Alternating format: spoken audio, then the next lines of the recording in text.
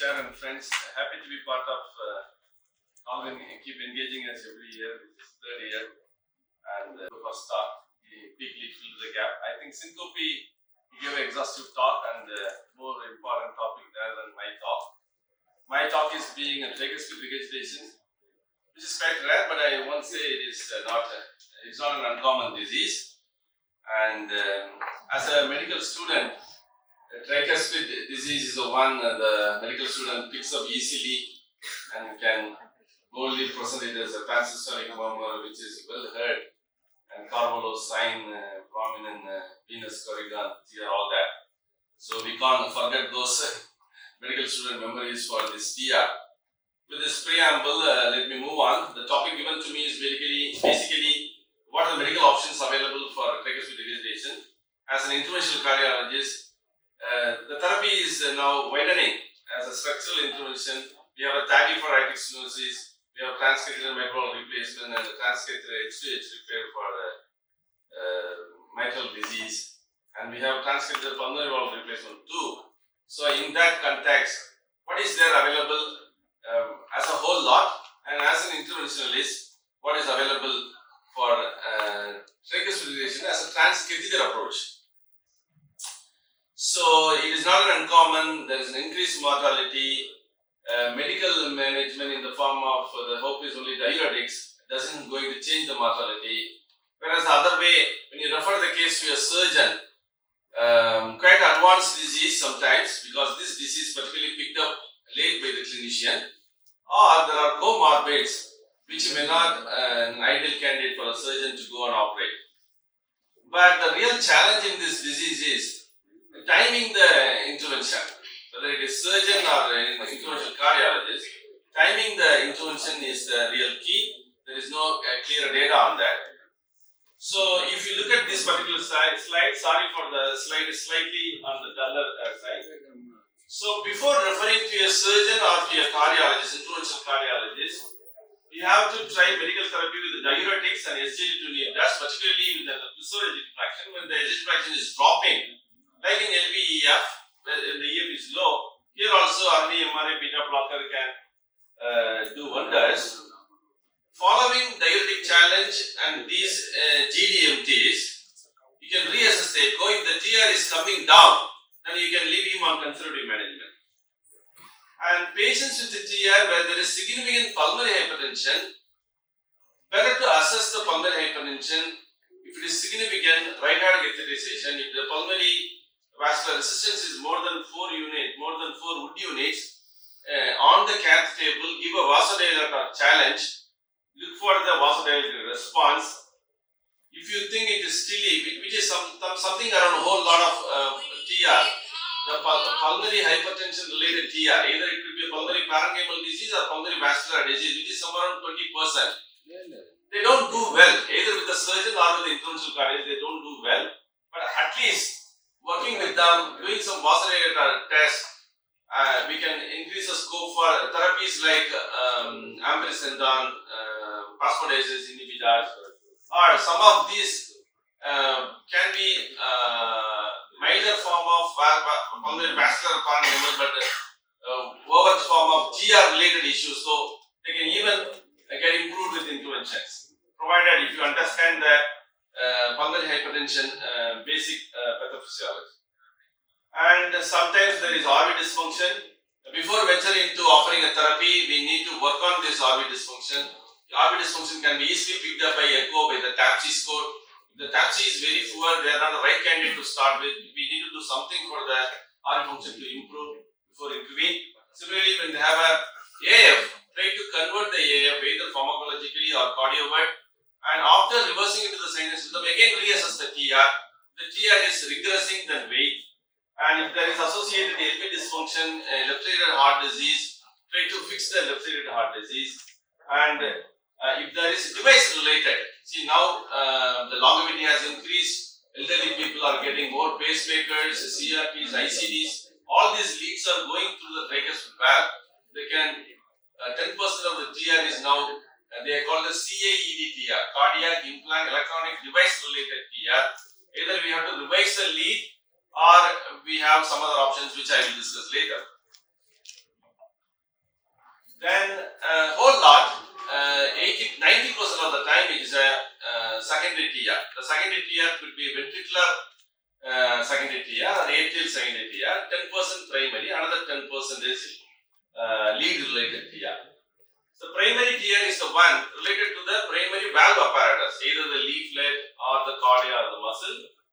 Basically, the LA size, RA size, everything will be normal. Even tricuspid annular will be normal, the RV function will be normal, PA pressure will be normal. Pure valve related TR. Generally, it's a good case for surgeon. Ventricular secondary TR is the one typical which see majority 50% of the time where there is a LA size is more than RA size, RV is dilated, there is leaflet tethering, there may be an annular dilatation, PA pressure may be more than 50, LVEF may be on the lesser side. Atrial secondary TR, or you call it as ITR, isolated TR, this is a very unique TR, like atrial MR, there is atrial TR, predominantly right atrial dilatation, tricuspid annular dilatation, RV function is normal, RV systolic pressure is normal, LVESP is normal. These are also again good candidates for either surgeon or for the catheter-based interventions. As I said earlier, pacemaker related TRs, either we have to revise the lead or we have to do a heterotopic valve implant, which I am basically, this talk is sponsored by one particular industry. They have a unique options for this. It's called SCAVI, cable valve implant. Instead of targeting the tricuspid valve as such, you are going to put some device in there, which I will discuss later. So this is very important. We all know the clinical cardiologists give a good idea about the diastolic function, LVEF, all those LVH. So they are more concentrating on the LA, LV. The most forgotten chamber is RV. It's a passive chamber, but it is not an unforgiving chamber. So there are a lot of ways we can assess the RV function. The simple way is TAPSE. TAPSE divided by RV systolic pressure. If it is less than 0.46, then it's a bad case. Similarly, RV stroke volume minus TR volume divided by RV end-systolic volume. If it is more than less than 0.4, again it's a bad case. PAPI, pulmonary artery pulsatility index. It's a very good, easy to assess. RV systolic pressure minus PA diastolic pressure divided by RA pressure. If it is more than 4, it is a good case for intervention. And RV free wall longitudinal strain. It is again, every echo machine has a strain. You have to just put the strain in the lateral wall of the RV at the basal, mid and apical level.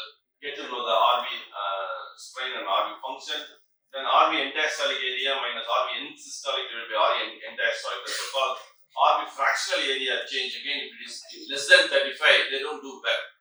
So any case of given TR, whether it is primary or secondary, because I said this disease to begin with in an advanced form, late recognized, RV dysfunction is part and parcel of the disease. There is RV-PA uncoupling. RV is down, but still PA pressure is high. We don't know this RV after the intervention going to reverse. So how to know this?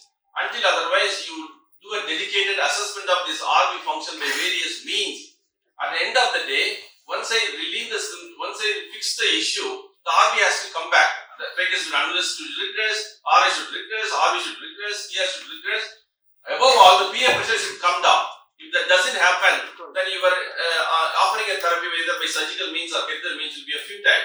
That's why I'm just spending on that. There is a tricuspid regurgitation impact outcome score, very simple score based on age, baseline creatinine, NIHA class, associated lung disease, resting heart rate, severe TR.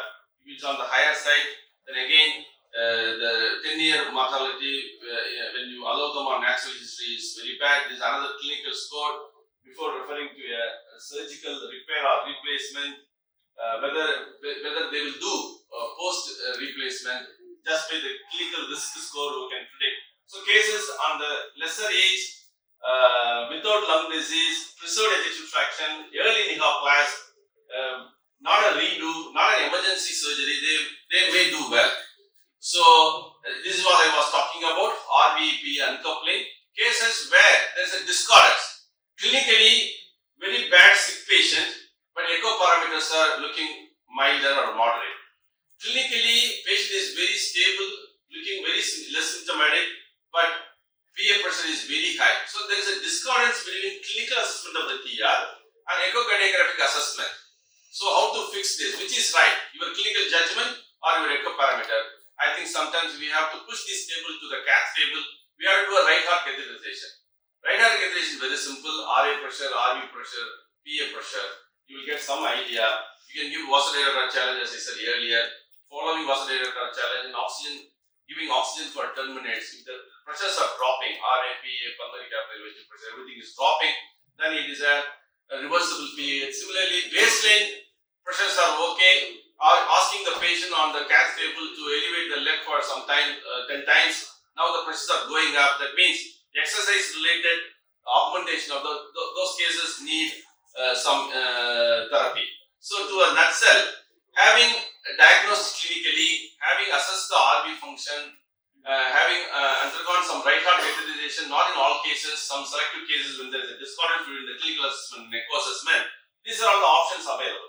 Transcatheter valve repairs, transcatheter edge-to-edge repair. This basically interventional cardiologists picked up from mitral regurgitation. They started doing this nothing but Alferi repair. Alferi was a surgeon who used to do the leaflet anastomosis. Just he will suture the two leaflets. When he gave up, which interventional cardiologists saw that, they started doing transcatheter base, which worked very well on the mitral side. Why not the same thing in the tricuspid also? Now Abhay has a dedicated Tricuspid which can do wonders, but we need to figure out the right case. Another is transcatheter valve replacement. This is orthotopic, exactly where there is a problem. Tricuspid valve is in problem.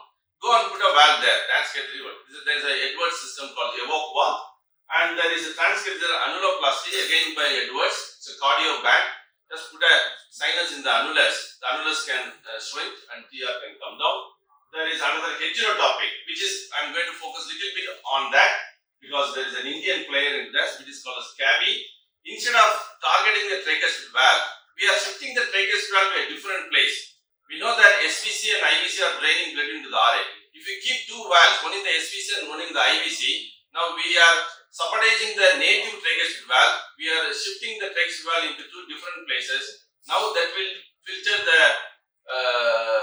reduce the TR and symptoms may improve. It's called a SCAVI, heterotopic transcatheter valve implant. So as I said earlier, it is not an uncommon disease. Get diagnosed little late. Comorbids are there. Surgery is of course a class 1 in young people with resurgent fraction. Associated left heart disease again is a good option. But when an elderly comorbid secondary TR where surgeon cannot offer much, definitely transcatheter, particularly more co-opting leaflets, huge tricuspid annular dilatation where the interventionalists can do something. And these are all the various options. As I said, annuloplasty cardio band and tricuspid valve repair. There is another system by Pascal also, and valve replacements as I said, tric valve. Tricuspid valve is a very unique valve among the all valves. This is the largest valve which has 3 leaflets, anterior, posterior and septal leaflet. It has chordae tendineae and papillary muscle. The weak point of tricuspid valve is septal leaflet. It has, even though it has 3 leaflets, only 2 papillary muscle. Septal leaflet is the one which is getting attached to the septum without papillary muscle directly to the septum. This make this valve by unique because of the septal leaflet without papillary muscle as a weak link. That is why inferior endocarditis as a primary or a RV dilatation, annular dilatation, the septal leaflet immediately gives up. So you will be seeing every echo, there will be some amount of TR, even otherwise also. Little bit left-sided diseases, mild LA dilatation, mild LV drop, uncontrolled hypertension, you have a TR now. So tricuspid valve, the weak link of septal leaflet suddenly gives up, which starts as a mild TR as a response to left-sided disease. Then it becomes a torrential, then subsequently becomes this TR begets the TR. So this is the only place where we not only qualify TR as mild, moderate and severe, there are other 2 terminologies, massive TR and torrential TR.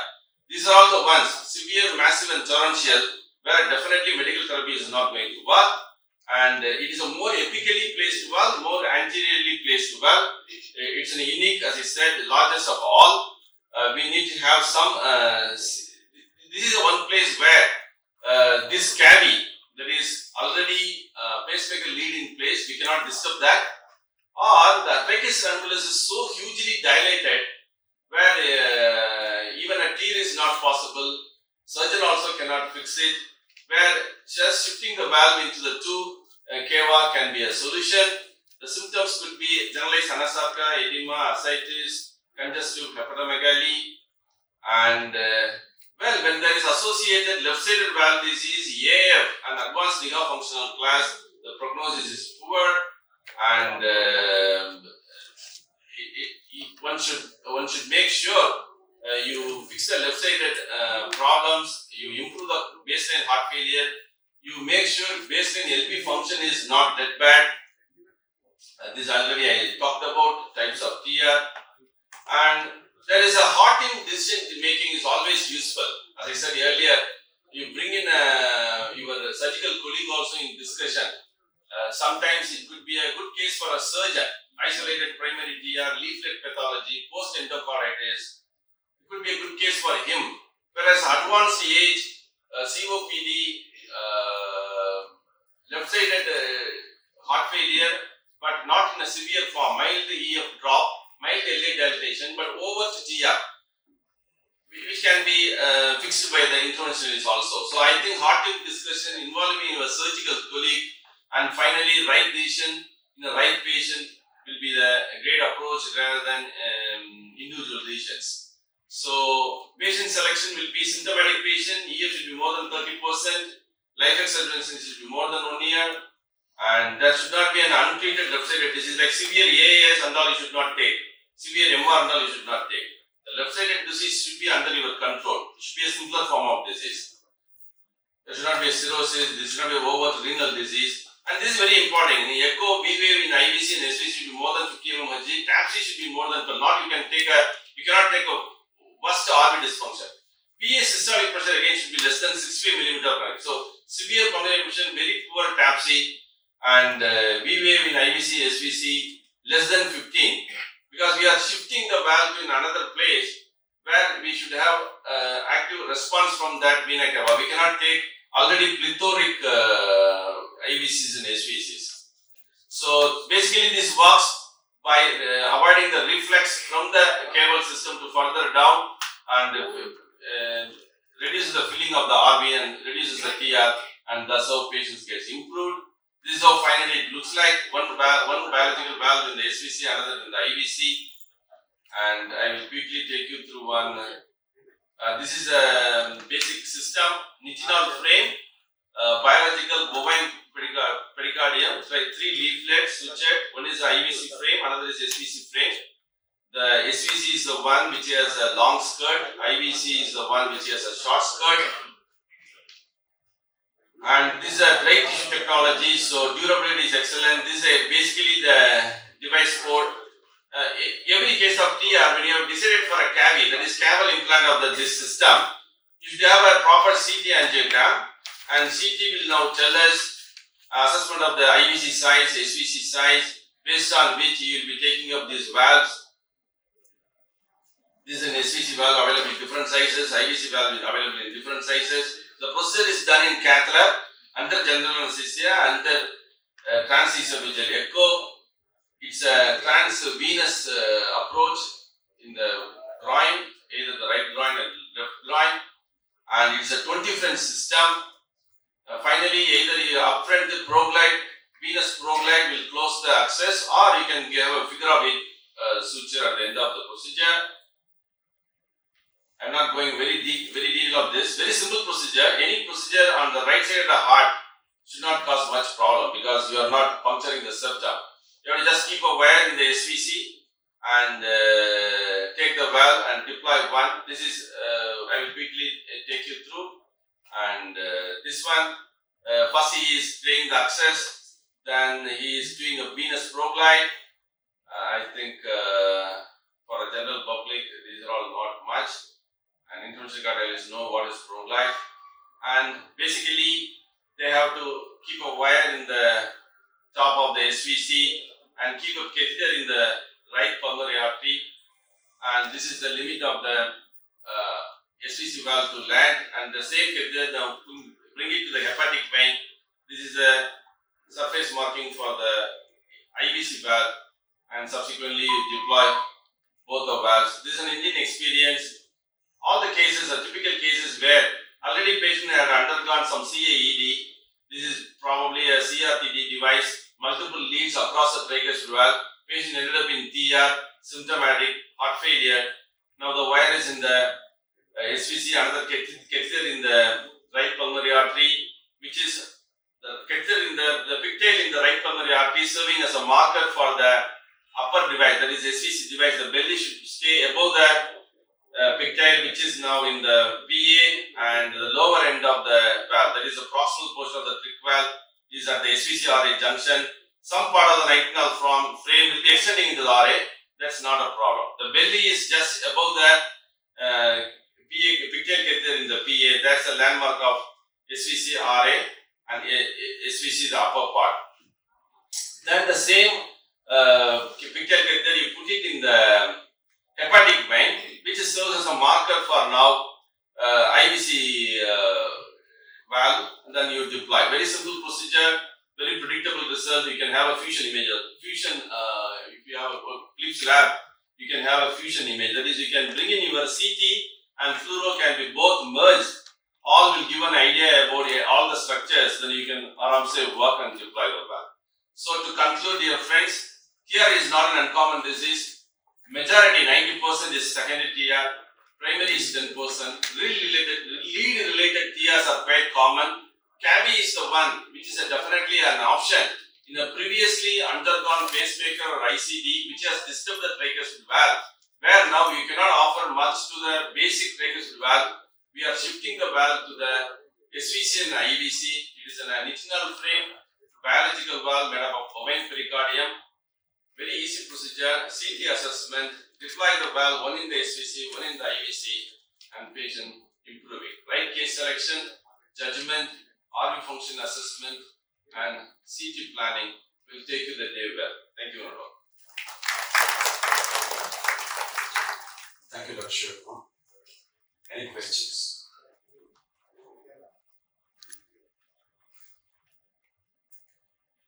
Siva, you said it's for tricuspid valve per se when there's a problem with the leads. So what happens if you want to change the lead? Yeah, you have to discuss with the EP consult first. If we can revise the lead, after revision of the lead or dislodge the lead, reposition it, sometimes they are telling now, if you are putting the multiple lead, they are taking the help of now TE also. They are predicting the future TR. That is option A. But sometimes you don't want to, because they have offered these leads for a very CRTD like that. If you put the tric valve and then if you want to do something with the lead, this is possible. After the tric, no possible, no, because you are going to go through the valve again. You can work on. It is just it's a native tricuspid valve. We just shifted to the IVC and SVC. You can work on. You can't take out the lead. You cannot, I don't know, but the primary idea of not to disturb the earlier lead. Like if something happens to the pulse generator and you want to change it, I think it should be possible because you are going to work through the valve and you are going to get into the RV. Ultimately, you have to enter into the RV. Nowhere it is going to prevent your entry into the RV because the valve is just shifted heterotopically. I think that should not be a problem. I think that's a great question. Sometimes you may have to force to change the leads even after the CAVI. His question is, after the CAVI, is it possible? The answer is yes, it is possible. Just I wanted to know what happens after this valve support in IVC and SVC. What happens exactly to the original tricuspid valve? Yeah, that's become dormant. That becomes dormant. Unlike left-sided valve interventions, right-sided interventions are very notorious to cause thrombosis. So they should be on lifetime anticoagulants. They need